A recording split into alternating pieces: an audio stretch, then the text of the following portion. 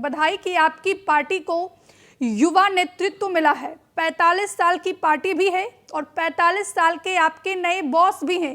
कैसे देखते हैं आप? देखिए रिद्धि जी, सबसे पहले तो विद्यार्थी जीवन से शुरू की राजनीति से लेकर संगठन और सरकार तीनों स्तरों पर अपने आप को साबित कर चुके आदरणीय श्री नितिन नवीन जी को विश्व के सबसे बड़े संगठन भारतीय जनता पार्टी का राष्ट्रीय अध्यक्ष बनने पर हार्दिक बधाई देता हूँ, शुभकामनाएं देता हूँ। और मैं समझता ही नहीं, मतलब पूरी उम्मीद है कि भाजपा की जन कल्याणकारी योजनाएं हैं, उनके माध्यम से जो विकसित भारत का संकल्प है माननीय प्रधानमंत्री जी का, उसको पूरा करने के लिए युवा जोश के साथ भाजपा का हर प्रत्येक नई ऊर्जा मिले। और रिद्धि जी, एक बात मैं जरूर बताऊंगा, ये सब जो है भाजपा में ही संभव है कि एक बूथ से लेकर एक शीर्ष नेतृत्व तक नेता पहुंचता है, कार्यकर्ता पहुंचता है, वो किसी परिवार के आधार पर नहीं पहुंचा। परिवार कोई तय नहीं करता है उसको, वो केवल अपने कठिन परिश्रम से, अपने समर्पण से, जन सेवा से, देश सेवा की जो आस्था उसके हृदय में होती है, उसके आधार पर हर कार्यकर्ता को यहाँ बड़ा पद मिलता है, बड़ी जिम्मेदारी मिलती है। ये भाजपा ने स्पष्ट कर दिया है। और ये हमारा अवसर नहीं है। जब से जनसंघ की स्थापना हुई, उसके बाद भाजपा का गठन हुआ, उसके बाद से अब तक जितने भी राष्ट्रीय अध्यक्षों की नियुक्ति की गई है हमारे यहाँ पर, वो सभी इस बात का प्रमाण है कि भाजपा में कोई बड़ा पद हो या कोई बड़ी जिम्मेदारी हो, वो कोई परिवार तय नहीं करता, बल्कि उस कार्यकर्ता का कठिन परिश्रम, समर्पण, जनसेवा का आधार तय करता है। ये सच्चाई है। लेकिन जो लोग कह रहे हैं, बहुत से हमारे देश में ऐसी पार्टियां हैं जो केवल एक परिवार की पार्टियां बनकर रह गई हैं। जैसे उदाहरण के तौर पर समाजवादी पार्टी की बात कीजिए, कांग्रेस पार्टी की बात कीजिए, बिहार की आपकी बात कीजिए, आरजेडी की, और बहुत सारी पार्टियां हैं जो केवल परिवार को ही आगे बढ़ाते हैं ना कि आप भी अध्यक्ष बन सकते हैं पार्टी का, या फिर दिल्ली बीजेपी का तो बन ही सकते हैं। मैं बता रहा हूँ, भाजपा में बूथ का कार्यकर्ता कहाँ पहुंच जाए किसी को नहीं पता। क्यों? क्योंकि यहाँ केवल कार्यकर्ता का जो कठिन परिश्रम होता है, संगठन के प्रति जो समर्पण भाव होता है, उसको सब देखते हैं, पूरा नेतृत्व देखता है, और तो समय के अनुसार कुछ जिम्मेदारी मिलती है, बड़ी जिम्मेदारी मिलती है, बड़ा पद मिलता है। ठीक है, अंसारी जी जवाब दीजिए। आपने अवधेश जी को सुना, उनका साफ तौर पर कहना है कि ये बीजेपी में ही संभव है कि कोई एक साधारण कार्यकर्ता भी बीजेपी का राष्ट्रीय अध्यक्ष बन सकता है, क्योंकि उन्होंने कांग्रेस का भी नाम लिया, समाजवादी पार्टी का भी जिक्र किया। ये तमाम पार्टियां तो परिवारवाद में उलझ कर रह गई है। देखिए रिद्धि जी, सबसे पहले तो आपके चैनल के माध्यम से मैं नवीन जी को हार्दिक शुभकामनाएं देता हूं कि वो एक बड़ी पार्टी के राष्ट्रीय अध्यक्ष बने हैं। व्यक्तिगत तौर पर ये उनके लिए एक बड़ी उपलब्धि है। बिल्कुल। लेकिन अब आइए कि भाजपा के लिए वो क्या साबित हो रहे हैं। तो भाजपा के लिए एक बहुत बड़े रबर स्टैंप साबित होंगे। अभी हमारे मित्र ने कहा कि परिवारवाद हमारे यहाँ नहीं है। वो नितिन नवीन जी हमारे ही राज्य से आते हैं। वो रबर स्टैंप साबित होंगे, कैसे मानते हैं आप? बिल्कुल मानते हैं। आप नड्डा जी को देखिए कि नड्डा जी का अपमान जिस तरीके से भाजपा के मुख्यालय के छत पर माननीय गृह मंत्री जी ने बाजू पकड़ के उनको हटाया था। मैं तो प्रार्थना करता हूं कि नितिन नवीन जी को वो दिन नहीं देखना पड़े कि उनका एक नेता उनके बाजू को हाथ पकड़ कर अगर उनको बाहर कर दे। ये तो इतिहास आप देखेंगे। तो इस तरीके से वो रबर स्टैंप हैं।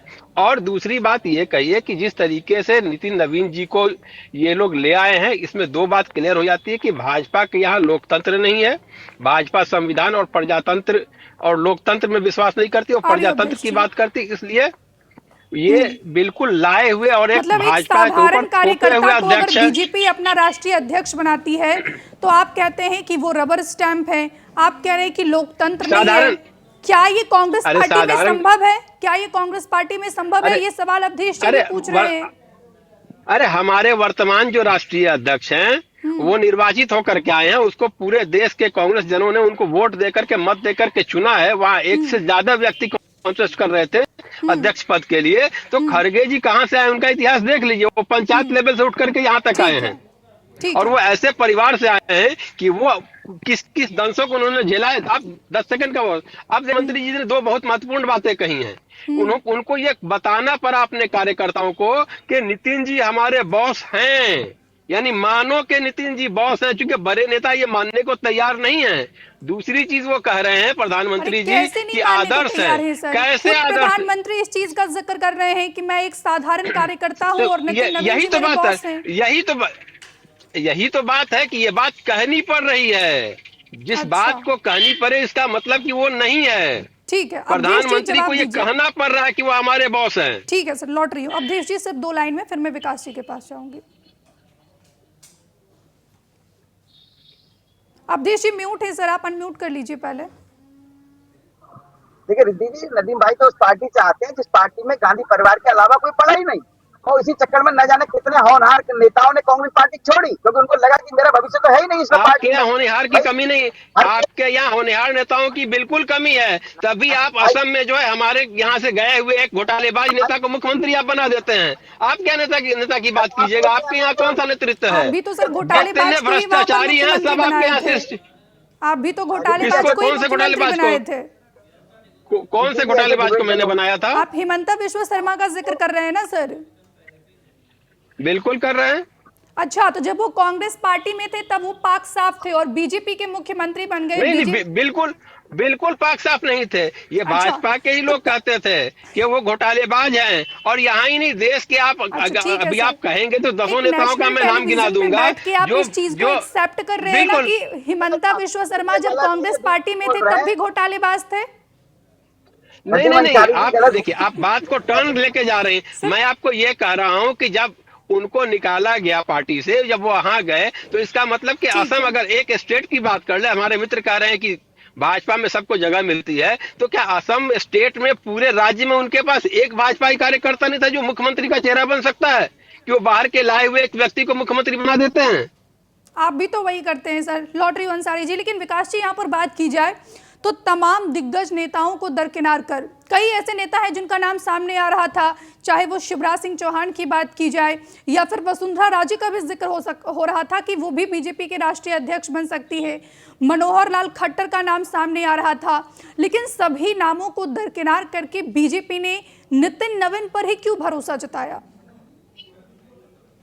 देखिए, इससे पहले जेपी नड्डा जी राष्ट्रीय अध्यक्ष थे बीजेपी के, और वो हिमाचल जैसे छोटे राज्य से आते थे, जिसका कोई नॉर्थ इंडिया में भी कहिए तो बहुत बड़ा सिग्निफिकेंस नहीं है नंबर के लिहाज से।